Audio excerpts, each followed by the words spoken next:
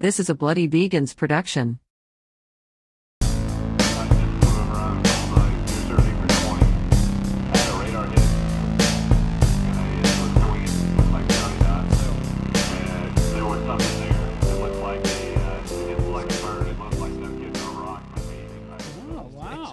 Awesome Not to too have many. you here.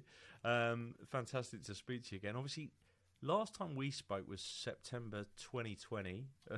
A great deal of world events, etc., have gone on since then. All kinds of different things in everybody's world. But before we go any further, I think it would be good to, for folks who haven't perhaps come across the first episode, perhaps don't know about you and your background and what brought you to veganism. It'd be great to start there. Yeah. Well, thanks for having me. It's great to be back on. I'm honored to be a repeat guest on this podcast. And yeah, it's been over a year, just over a year. What brought me to veganism? I guess like a lot of middle-aged males, our wives brought us there. But yeah, it wasn't really on my radar at the time. This was probably 2015. I've always kind of been a healthy eater, been an endurance athlete, and I was never a foodie. I used to lead expeditions, and so leading the expeditions for months at a time would go without meat, and it was never a big deal. And I was happy to cut back. And then my wife, I think, was training for a marathon and was having some injuries, and heard a podcast, something about anti-inflammatory benefits of eating a plant-based diet, and it might help you with injuries and things like that. She was like, I'll try anything now, I think. And she did a bit of research and found Colleen Patrick Goodrow and went overnight on a 30-day challenge, and I had never looked back. And it kind of caught me by surprise. I was like, oh, okay. Because I was kind of the one, I do most of the cooking in the family and the one that usually set in the menu and trying to eat healthier. And every now and then she'd throw in, some other non-healthier dishes. And once I was like, all right. So it took me about 3 months, though, to come on board myself. I was like, I'll support you through this 30-day challenge. And, when I'm out, I'll do whatever I want. And as I started to do more research and watch more documentaries, and for me, the thing that put me over the edge was Forks Over Knives, which was such a popular film at that time.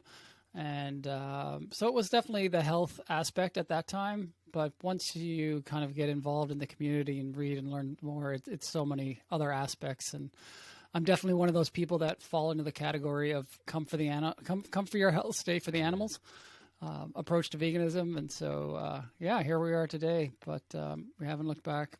Amazing. Now we've got 3 kids that are vegan as well. Oh, super stuff. Super stuff. I share that with you. Not 3, but I've got one who's only 3.5. Yeah. So it knows no difference. So it's kind of wonderful at this stage. That's right. Yeah, it's the best way. Absolutely. The Vegan Festival, the Vegan Film Festival, is it 4th year, 3rd year? Yeah, 4th yep. year? This is its 4th year. Yep. 2nd as a virtual. Yeah, incredible.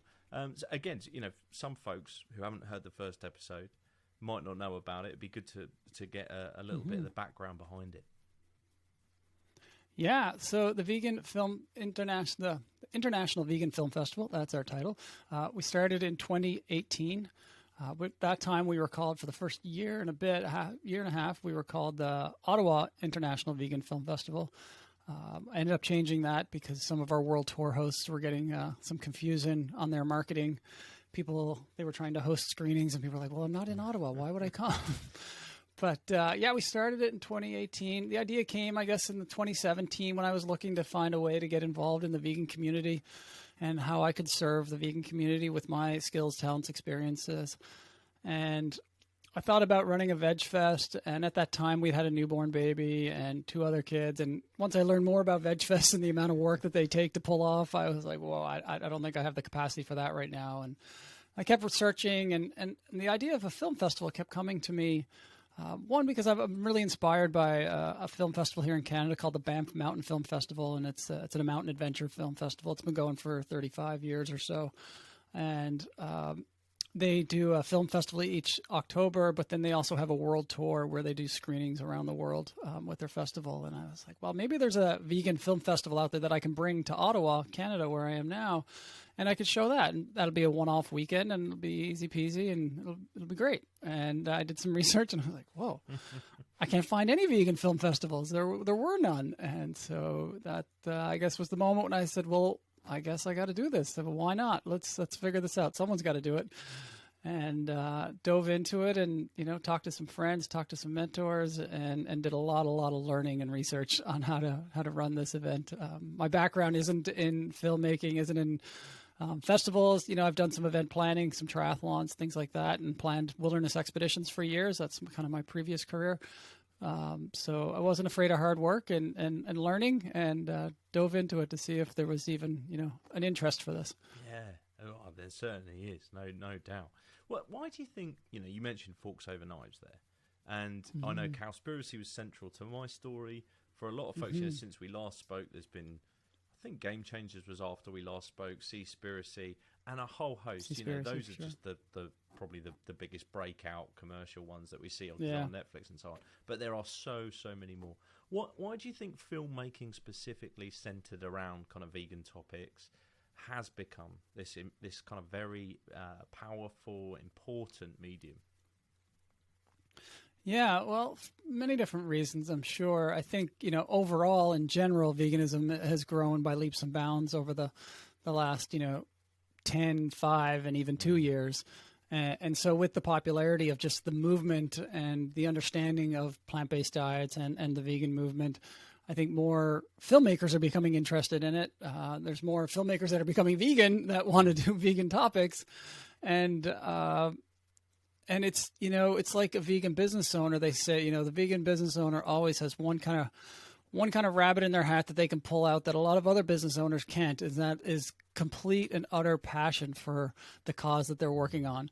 A lot of business owners don't have that. They might really enjoy what they're doing and like the product they make, but that veganism passion is something another level, and filmmakers are the same way. They're not just, taking another job from somebody, not taking a job, but doing another job or shoot that someone's contracted them to do or wants them to film.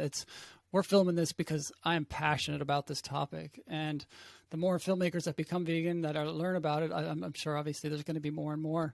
And then there's just so many storylines. There's so many avenues that lend itself to quality filmmaking. There's some filmmakers that maybe not vegan, but the storyline that they're doing based on environment or based on health or what have you really lends itself to a vegan-themed film. Yeah, absolutely. I wanted to ask about... you as a leadership coach, in your sort of prior world, and how you kind of brought that, very much into this space too. And it just sort of occurred to me, as a leadership coach who's started the Vegan Film Festival, had continued success in the face of all kinds of adversity. COVID specifically, has put a big old swerve in your plans. What do you think it's taught you? Yeah, so many things, and kind of a small part of kind of jumping into this film festival and taking it on was, I do leadership consulting and I do keynote speaking on leadership topics, and that's a big passion of mine as well. And as a leadership speaker and expert in that field, I felt that, it's been a while since I've been in leadership positions. I've been doing a lot of consulting, but as a small, home office run business, I don't have a team anymore. I'm not leading wilderness expeditions these days. And so I wanted to, put your money where the mouth is. Like, if you're going to be a leadership speaker, you should probably be in a leadership position on something. And so that was a small part of like, hey, let's get back into the leadership. And I love that role and let's take things on. And, so that was kind of a little bit of a getting into it, but things that I've learned, I think it's a lot of learning, but a lot of kind of reiterating those skills that you teach, whether it's, perseverance, and communication are kind of the two things that keep coming up. And just creativity and looking for new ways to do things. And, when one block comes up, you go around that and find another block and you go around that and you learn new ways to do things. And, in this last year, I'm thrilled to tell you that we've become a registered nonprofit in Canada. Amazing. And our donations and sponsorship have increased our budget almost 6 times what it was last year, just in 1 year. So that's been monumental for the festival this year in terms of the expansion and growth and the impact that we're able to have. Yeah, absolutely. And congratulations! What an incredible success! In the face of all that kind of adversity. Thinking about the way you've managed to pivot. You've pivoted the festival from this physical platform, the Ottawa Film Festival, through to what it is now, which is a truly kind of global event. And I just wonder, like, how it's kind of felt for you in terms of the expedited explosion, if you like, in exposure and the growth. Was that daunting at first, or was it actually kind of I don't want to say anything come out of COVID is necessarily a blessing in disguise, but was there kind of that pivot, that enforced move, actually kind of has had some unintended benefits? Well, yeah, I don't think it hasn't been overwhelming yet. I wait for the day when we have too many films coming in and I have to say, no, we've reached our capacity. But, there's definitely still, as much as I am immersed in this world of the film festival, there's still a lot of people that don't know about it. And a lot of filmmakers that don't know about it. And so sure enough, like every year towards deadline of the film submission date, I'm going out there and I'm still knocking on doors and I'm finding films that I think would be a good fit and encouraging people to apply. And so I'm still, at that stage. This year we had 43 films from all over the world. It's up from a couple from last year. So, between the kind of second and third year, we had the biggest jump. Wasn't as much of a big jump this year, but I was happy to get up to 43 films, especially with COVID. Yeah. I think it's reduced the amount of films that are coming out in the last couple of years. And so in terms of that, it hasn't been overwhelming. The budget, no, that hasn't been overwhelming either. We want to grow it even way more because you can only do so much. You can only do so much marketing and promotion with the budget you have, and we've got a big world to cover out there. So I felt it's been a great step in terms of being able to expand our reach and our coverage, but I think there's still a lot more we can do. Yeah, this year the festival, I mean, like every year to be fair, has got this incredibly diverse kind of set of films out there. A really eclectic kind of slate. Has there been any kind of real standouts for you in terms of maybe the subject matter that's kind of actually, taken you back a little bit from what you've seen in the past? Sure. Yeah. One of our feature films is Dark Hobby, which was a really interesting take that I hadn't really thought about or seen before, and it focuses on the tropical fish industry in Hawaii and the commercialization of tropical fish in aquariums. And so there's a huge industry in Hawaii of these people, some illegally, some legally, harvesting, beautiful tropical fish for people to put in their aquariums at home and hotels and restaurants and wherever. And just the whole amount of destruction that causes, environmentally and obviously animal welfare. Just an example, these beautiful tropical fish that live in the coral reefs of Hawaii, they're essential to the ecosystem like any animal is, but in that situation, they feed on a lot of the algae that's on the coral reef, and if the algae is not being eaten, then that's going to smother the coral and the coral is going to die off, and they're seeing effects of this right now, and as well as other things they do some blasting down there to get the fish up, the destruction that they have with the fish in terms of they clip their fins so they don't poke holes in plastic bags when they're being shipped. I think there's something like 90% of them die probably within the first year of being shipped. So that was a really interesting film to really open my eyes to that whole industry. Yeah, I can imagine. Yeah, thinking about films like we mentioned Seaspiracy earlier, and obviously this one here with the kind of tropical fish, etc.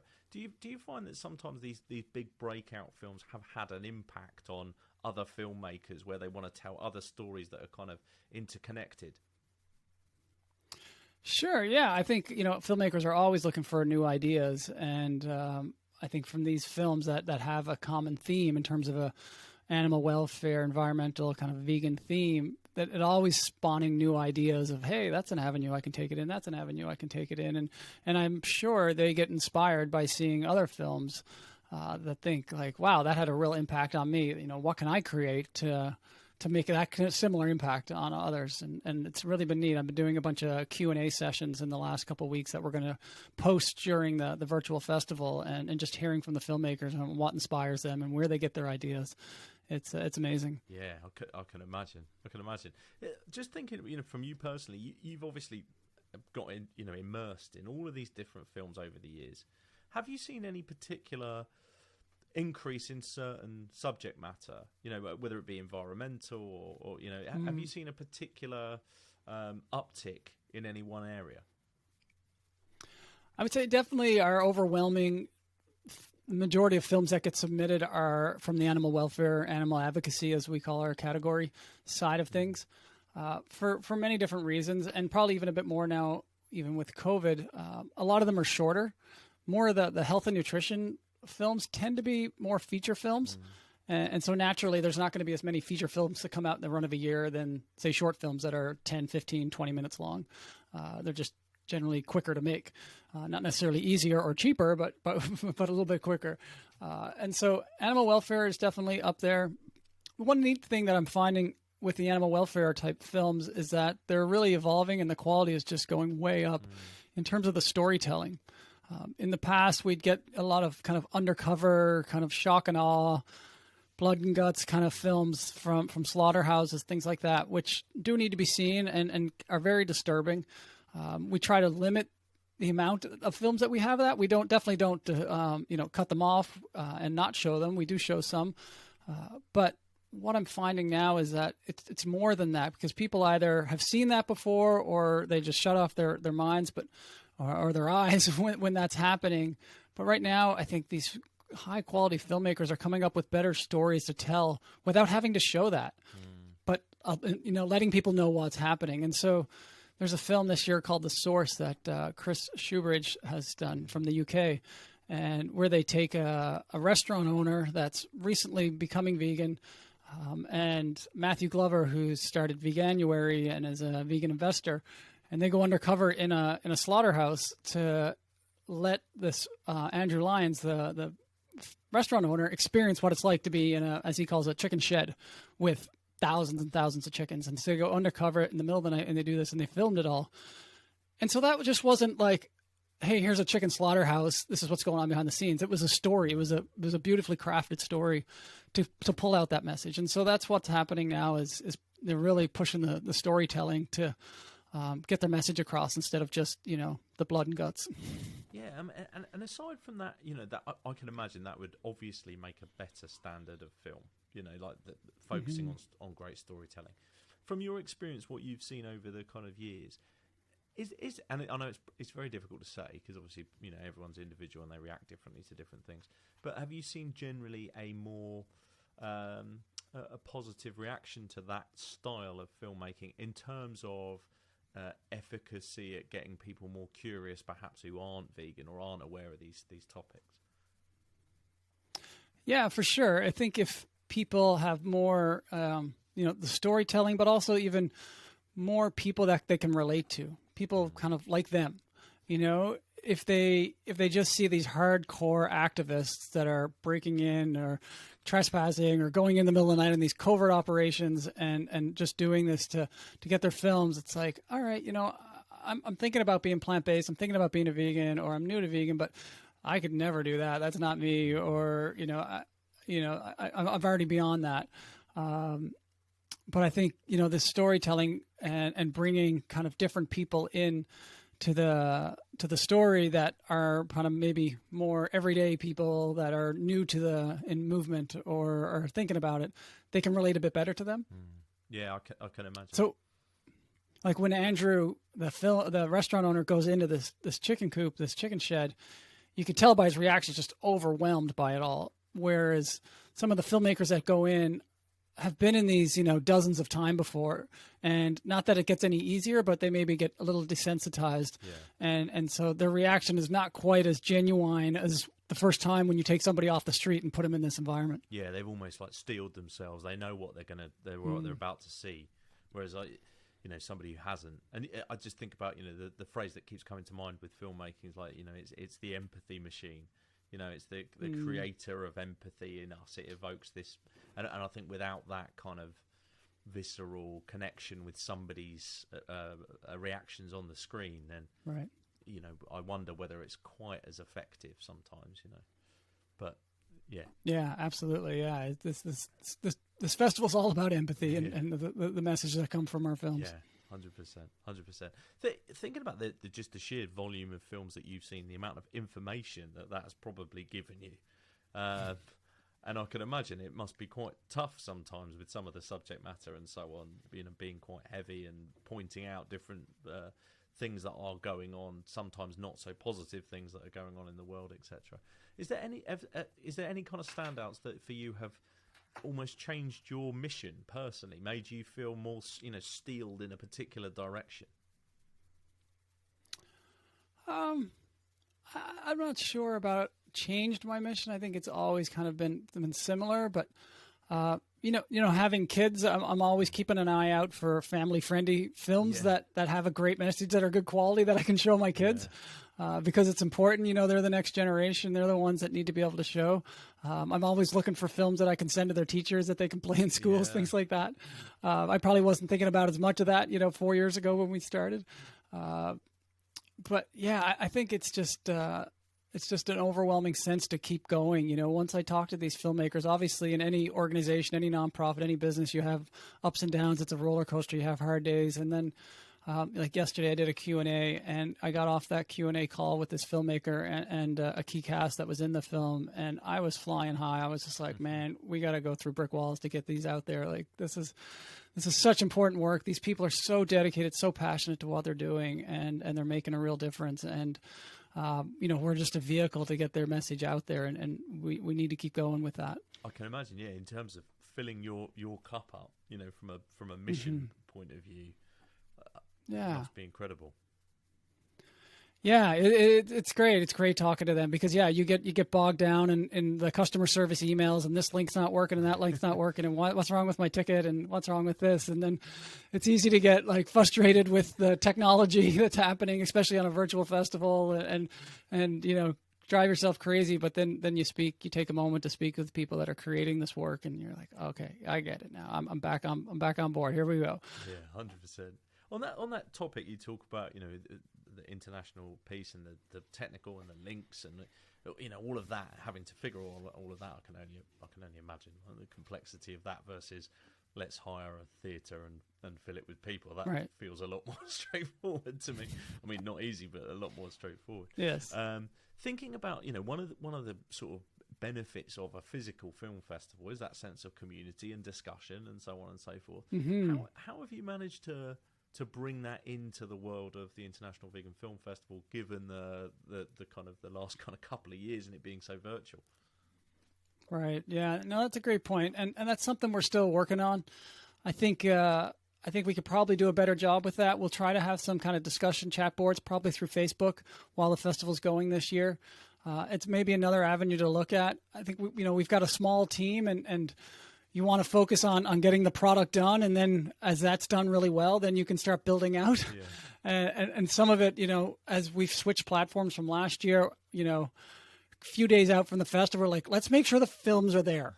Okay, well, let's just make sure the films are there, and then we can build out. Well, let's get the Q&As in there, let's get the bios in there, and then we can worry about the chat and the other kind of frill stuff that we can add and make a better event.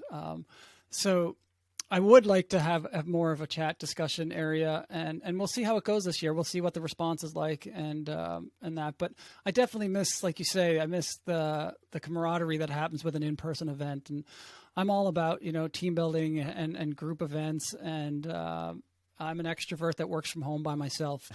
So I'm dying for a community event to get out there, and I can't wait to get back in the theaters. And we'll do something here in Ottawa in January in the new year. I think we'll probably do a world tour screening, and that's another part of the big part of the festival is the world tour screening, which I can tell you a little bit more about, but that gets the community event going for sure. Yeah, as we're here, let's hear about it now. That'd be great. Yeah, and so, you know, I mentioned this last time, but we do have a world tour where local hosts and communities can pay a licensing fee to the festival, and we basically give them a festival in the box, I like to think of it as. And they organize a screening of, we call it a best of the best, so it's kind of the best short films, about 2 hours of running film time. And they host it in their own community theaters. We've had them hosted in church basements. We've hosted it in beautiful theaters in downtown Toronto. It can be, essentially anywhere where you can get a projector and a good sound and a few chairs together. And I want, this is potential for growth is enormous. Every community in the world has a vegan club now. And a vegan following, and there's no limit to this. I want to have hundreds of these around the world in the coming years. Looking forward, is that the kind of vision then? Is that kind of top of the list for where you want this to go? Yeah, absolutely. Yeah, I think the vegan, I think the virtual festival will stay. We weren't intending to do virtual 3 years ago. But here we are, and I think it's good. It serves its purpose. There's definitely people that live in places in the world that don't have maybe a world tour stop in their community, or live in a tiny place where it's never going to be. So this does give them an opportunity. Our virtual festival is open globally.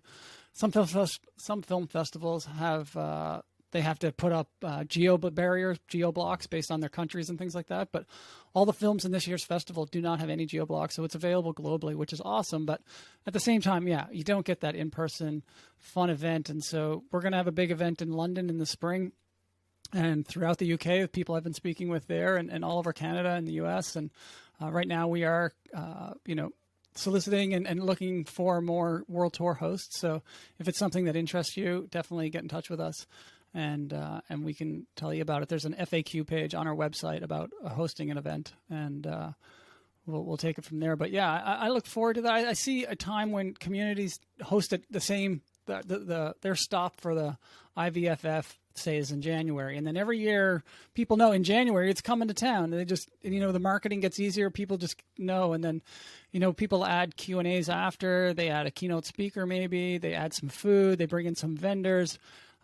I really encourage the local hosts to kind of flare it up to their own personality and their community. Yeah, absolutely. I think that would be fantastic.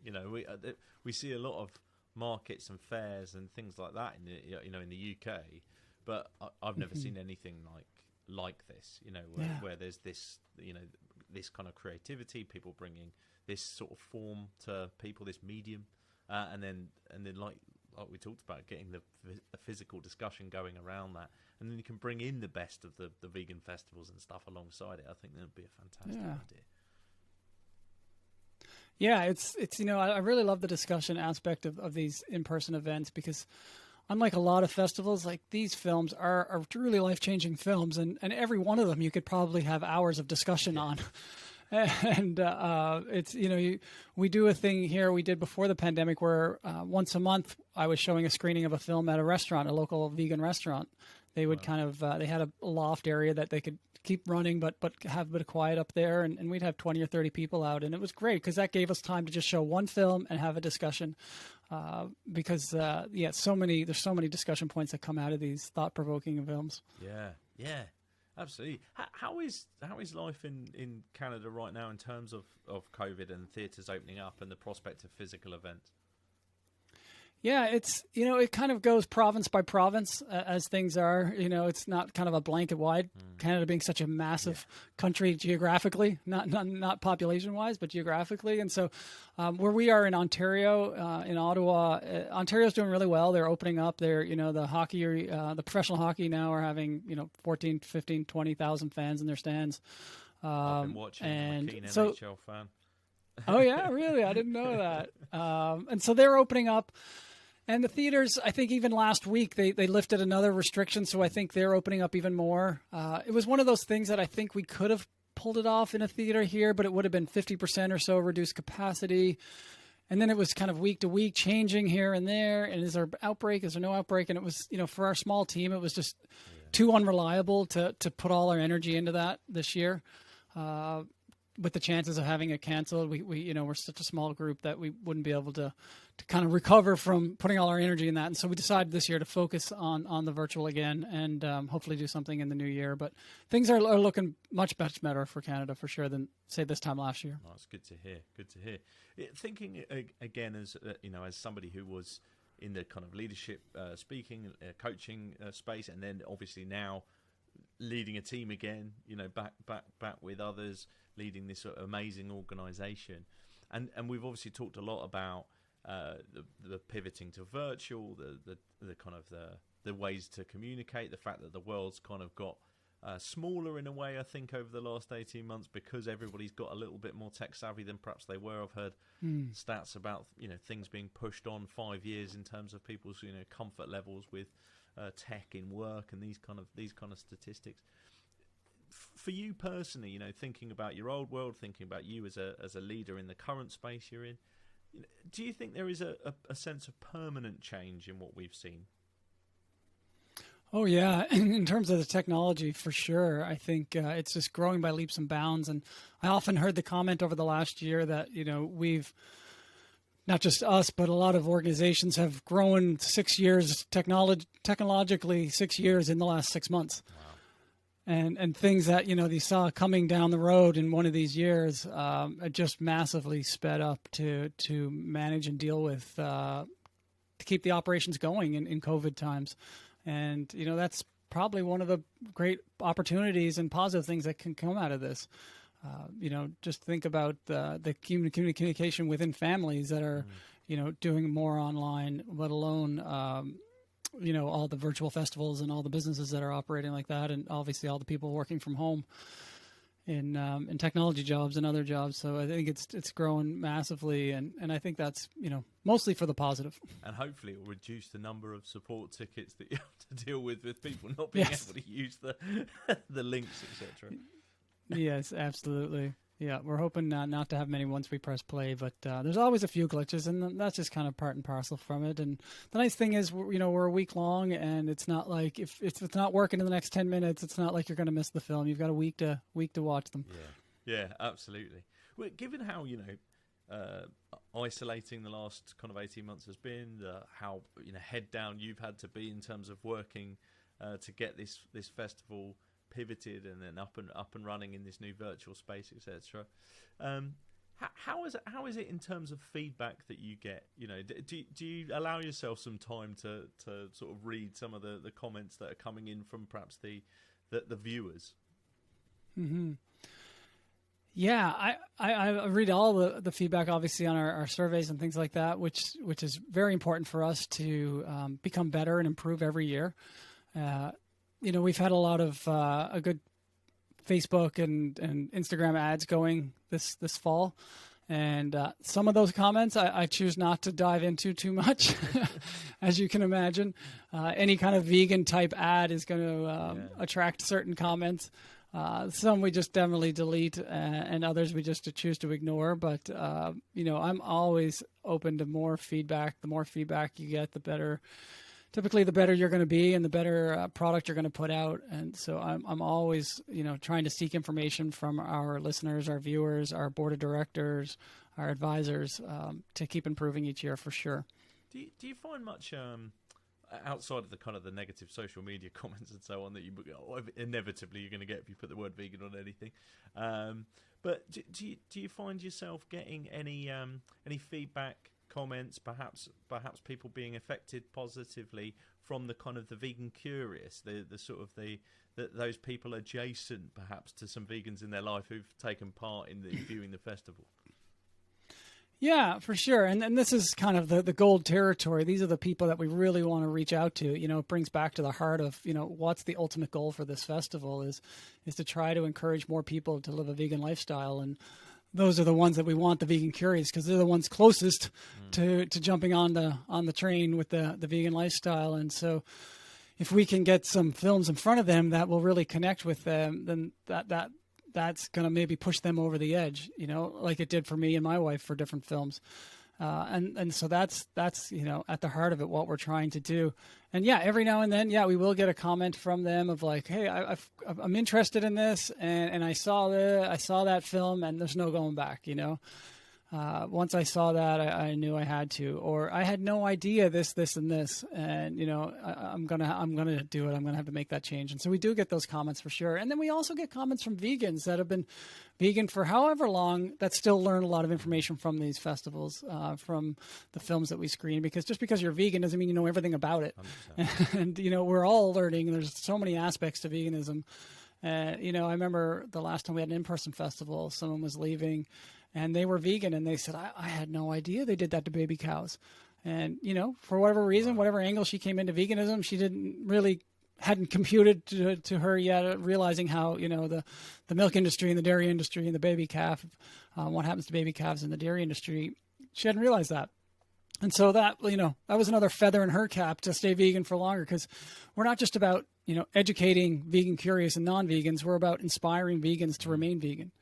Yeah, absolutely. And I feel very much the same. You know, sometimes you know, you can fall into that kind of complacency, kind of almost like, well, I've you know, I'm doing the most I can, and so on and so forth. Yeah. And then sometimes something, you know, you catch one of these kind of films, you watch a documentary, you know, a piece of storytelling, and it does not only renew your purpose, but make you think slightly differently about a subject that you perhaps not been a big advocate, you know, for or against, whatever it may be. So, yeah, I'm 100% with you. I think it's very important that we still immerse ourselves in this world of storytelling as vegans too.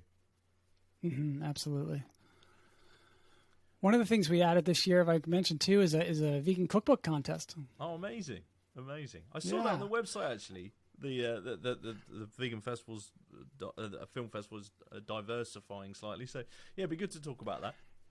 Yeah. And so I'm really excited about this. We've started once again the world's first vegan cookbook contest. I haven't found any others out there. You're full of firsts, Shawn. Yeah, I guess so. Someone's got to do it, right? Well, that's a neat thing about this industry. Like, as much as veganism's been around for a while, it's still just at the tip of the iceberg, you know? And there's so many opportunities for so many cool events and things to happen still to go. And, yeah, you know, I was thinking, you know, what can we add? We'd like to add something new each year and to spice things up and to help grow the festival and bring more different attention to it. And, you know, one of the things I always hear from people that are vegan curious or that are interested is like, what do I cook? What do I cook? Where do I start? And they're like, well, Amazon, you know, there's a lot of vegan cookbooks there. And so they go there and there's, you know, 350 vegan cookbooks now, which is incredible. Yeah. You know, 10 years ago, there wasn't that many, which is incredible. But at the same time, these people now are just like, oh, okay, 350 cookbooks. Like, I don't know which one to get. And so I figured let's do a competition so that we can help narrow that down, and tell people, you know, these ones, you know, are maybe the cream of the crop, or these ones are really good because of this, and these ones are good because of this, depending on what type of cooking you're doing in your home, whether you're a single person or you've got a family or you only have 10 minutes a night to cook or whatever. You know, there's so many cookbooks out there. And so we've done that. We've got the cookbooks in and we've evaluated them with our judges. You know, again, I didn't know we were going to get 3 cookbooks or 5 or 10, and we ended up with 20 cookbooks from all over the world.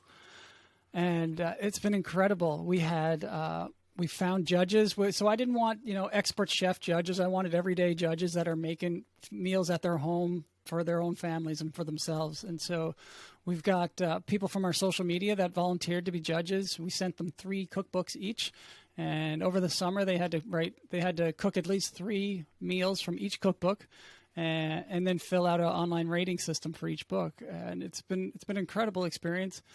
And the competition is fierce. You know, we have probably the top 10 books were all within 1.5 points of each other. Between, say, 8 out of 10 and 9.3, there were top 10 books were in that range, and it's incredible to see. Yeah, I bet. And then probably sharpened up some people's cooking skills in your judging panel, no doubt. Absolutely, yeah. Was there a particular sort of style of cooking that you were getting in the submissions, or was it quite an eclectic mix? It was a varied mix, but I'd say the one theme, you know, we had mix from Zach Beard's Junk Food Vegan cookbook to we had an Armenian vegan cookbook, so, you know, with Armenian type dishes, and then we had a lot. I'd say that the common theme, and it seemed to be the most popular, were kind of quick and easy. Yep. It was probably the most common theme of, you know, what are some of these comfort foods or foods that are healthy but can be made quickly. So probably not the meals that you're going to make at a dinner party that you're going to spend the afternoon cooking and having everybody over to your house. I think a theme within our judges, they like quick, easy, and healthy. Yeah, well, don't we all? And then, yeah, exactly. Yeah, exactly. You put those buzzwords in your cookbook title, you're probably going to do okay these days. But it's not just the title. You got to back it up, right? Yeah, there's a great, then the other, great top tip. yeah. And the other thing is just even ingredients that are easy to find because, I don't know if you've got how many cookbooks you have, but I definitely have some cookbooks that they look really good on the cover and the title, and I dive into it and I'm like, where am I going to buy that? Where do I get that? Like, I don't know half of these ingredients, which can be daunting and a challenge, especially for, anybody that's got a busy family and doesn't have time to go maybe to order all their groceries from Amazon or all the special spices from a special spice store. It can be like really off-putting, if you're a vegan curious type who's dabbling in the world. And I remember one of I was kind of already set. I watched Cowspiracy and I was kind of like I was mission driven. But I remember one of the first ones I picked up having all kinds of wonderful ingredients that I probably actually use quite a bit now. But at the time it felt so alien. I was like, right. There's no way I'm going to do this. Like what am I going to eat? Right. Nutritional yeast. What's that?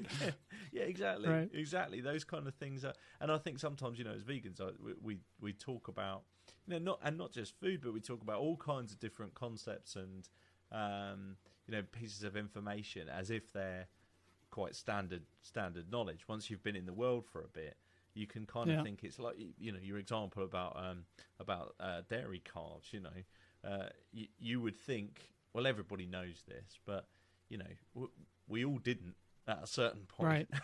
Right. So yeah, it's critical, I think, to try and put yourself back in the shoes of, yourself the day before you made the decision to go vegan. Yeah. Difficult to do that. Yeah, like I remember years ago, and long before we were vegan, and probably just learning what it was, we had a friend that were coming over for dinner, and I knew they were vegan, and we were just like, what are we going to make? And we were like, let's do this. No, can't do that. Let's do that. No, can't do that. No, can't do that. Like, it just felt like there was maybe one meal out there that they could eat. And now I look back on that, I'm like, I try to remember those times when I'm going to then friends have invited us over and, are asking, I'm like, I really appreciate having us over. I know we're maybe not the easiest to cook for. Like, it's easy for us because we're living it, but for someone that's, doing it for the first time, it can be daunting. Yeah, so true. I'm navigating that a little bit with my little one. He's 3.5. He's in nursery.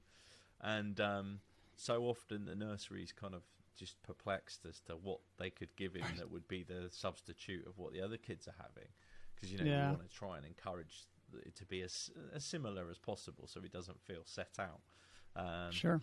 And, like so often in our heads it's like, well, it's dead easy. It's just replace this with that.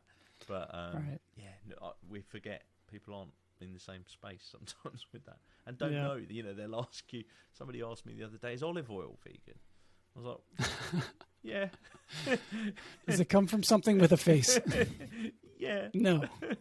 Yeah, but it feels I suppose that's a sort of indicator of just how alien it still feels to some people that they wouldn't know. You keep in their mind, you keep coming up with all these strange things that you keep telling me I'm vegan. So yeah. I was chatting to and I'm amazed how many friends that are kind of vegan curious, that are kind of flexitarians, that have vegan cookbooks. Most of my friends, I would say here, like most of them are not vegan, but most of them, I would say, have at least one or two vegan cookbooks on their shelf. Do you think that's has become more widespread in Canada from your experience now that the general population are kind of much more vegan aware if they're not vegan and at least are they making some of the links between things like climate change and their diet? Yeah, it's becoming much, much more aware here in Canada, especially a couple of years ago, the government, which releases kind of their Canada Health Guide, which is, it's usually produced every 4 or 5 years. The government puts it out with kind of the updates of like, these are the types of foods you should eat. And we had a massive shift a couple of years ago in Canada when this new food guide came out. It was the first time the government said that they created the food guide without any input from the industry, from lobbyists, from industry. Previously, the Canada Food Guide had a category called dairy. That was the whole category. And this new food guide totally wiped it out. It's very, very plant-based heavy. I don't know, maybe 10% in there is kind of meat and dairy. Wow. Drink of choice. They say drink water. They took out the whole dairy category altogether. They've got a much bigger fruits and vegetable category, and it's very, very kind of plant-based heavy. And I think that really, helped promote the vegan movement in the plant-based industry for sure, within terms of healthy eating and healthy living.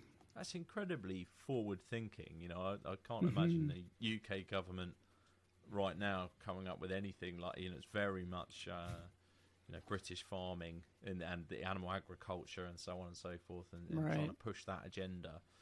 In fact, there was one that was released. There was an independent study that was supposed to be on the government's website that was actually accidentally posted on the website, and and it had to be pulled. So it made the national news a couple of days ago. So that the government pulled it because of it's basically said you need to be plant-based. Fascinating. Wow, that's amazing. I didn't hear about that. Yeah, in Canada, they're still doing massive subsidies to animal agriculture, which we would love to see reduced or eliminated. There's still, last year they implemented an ag gag, the laws that prevent protesting and trespassing on animal agriculture. And so there's people still fighting those bills and laws, but the Canadian government did last year put a massive investment into a pea protein plant. There's some of the largest North America pea protein plants are in Canada, and the government is, investing in those. So we would like to see a lot less investing in animal agriculture and moving that over to, the ultimate protein culture and protein industry, which is growing rapidly in this country. Yeah, absolutely. And funny enough, there was he was on the podcast a while back, an ex-NHL player, Canadian player, a guy called TJ Gagliardi. I know TJ. We've spoke. Yeah, who he was on the podcast recently, and oh, great! It did make me think. People like that from different walks of life, heroes to many kids, and so on and so forth. Yeah. And to perhaps some people who, typically consider themselves, the sort of the alpha male type. I eat meat and so on. They've connected all of those strange dots together. Right. It's great to see it kind of infiltrating these different areas, in not only in Canada but in the UK and around the world. Yeah, absolutely. It seems like every major professional organization, sport in the world has a number of very prominent plant-based athletes, and that's just the prominent ones. Like when I spoke to TJ, he mentioned he wouldn't be surprised if there's at least one or two plant-based athletes on every NHL team now, and I was blown away by that, because we just hear in the media like the top 2 or 3 that speak out on it, but there's a lot that are still maybe not sure about speaking out on it or are new to it, or there's other athletes out there that don't tell their competitors they're plant-based because they think it's an advantage and they don't want them to know. Yeah, it's fascinating, that, isn't it? There's you may have heard of them anyway. There's a UK football team called the Forest Green Rovers. Absolutely, yeah. Dale Vince is one of our judges, and now he's an advisor. So you're well versed in them, but for them, I think the stat was they've got like the lowest rate of scar tissue of the top 3 professional leagues.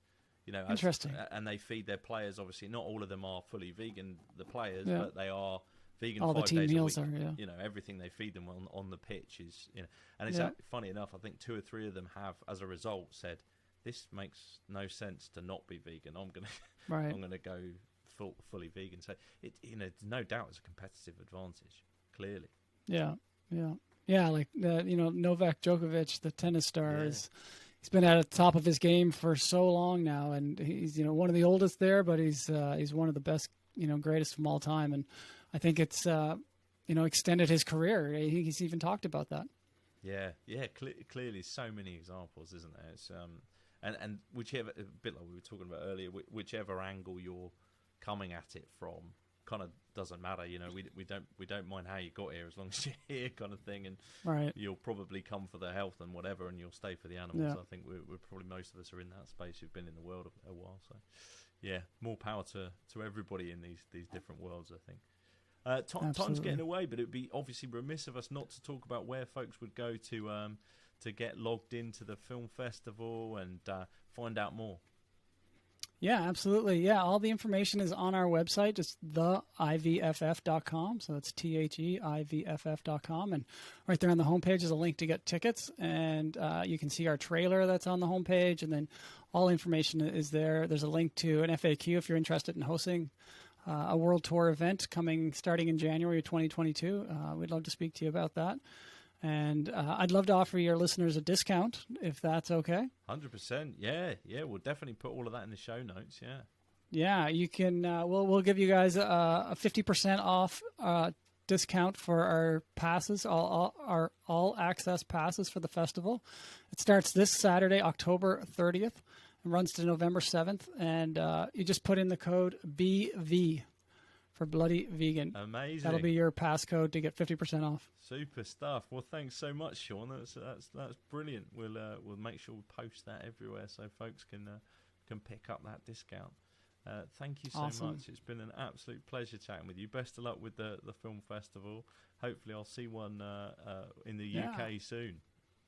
Yeah, absolutely. I look forward to getting the festival over the UK this spring and getting all the folks out there out for some good community events. Until then, I'll definitely be online this weekend, so thank you. Great. And thank you so much for having me on and all the work you're doing with your podcast. I'm thrilled that it's still going strong, and I think you're doing a great job. Thanks, Shawn. Bye now. Bye-bye. I'm just moving around. You're certainly for 20. I had a radar hit.